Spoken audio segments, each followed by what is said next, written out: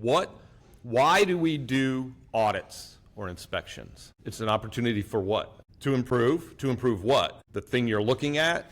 What else? Okay. Sure. What's your answer? So I love this one. My definition, my point of an audit. What's the point of the audit? It's to demonstrate what leadership cares about. It's your demonstration of care. Care for people and your systems, because you want your systems to work and protect people.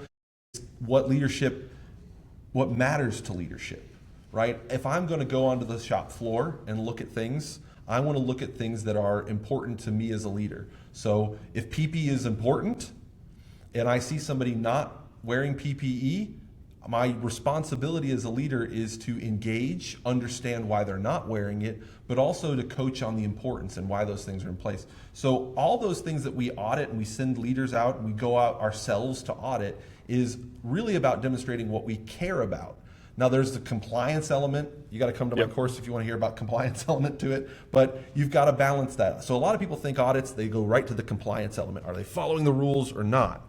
But if we really start approaching audits from a demonstrating what we care about approach, and then your communications with people isn't, are you following the rule or not, but I care about this rule and I want to understand what's stopping us from being able to follow it, or also why there's non-compliance. What in our systems are allowing that non-compliance to occur? And that is a communications channel, but I'll flip it to another word. That is a vehicle that we can use to get a sentiment across in a genuine way, to Mark's point of and that's public relations. How are we relating to our workers, our organization, face to face, right? So public relations includes, and anytime we go out and interact with anybody, a meeting, an audit, or an inspection, if you've got managers, supervisors going out with a checklist and then they come back and it has checks on it and they said, I did it, that's a punch. We missed an opportunity to stress, to demonstrate with emotion, with positive emotion, set a good example to demonstrate this is what we care about, it's important to us. Of all the things I could come out here and say and talk about, this is what I'm choosing to say and talk about. That has to leave an impression, and it's like a drumbeat. It has to be consistent, and that's culture.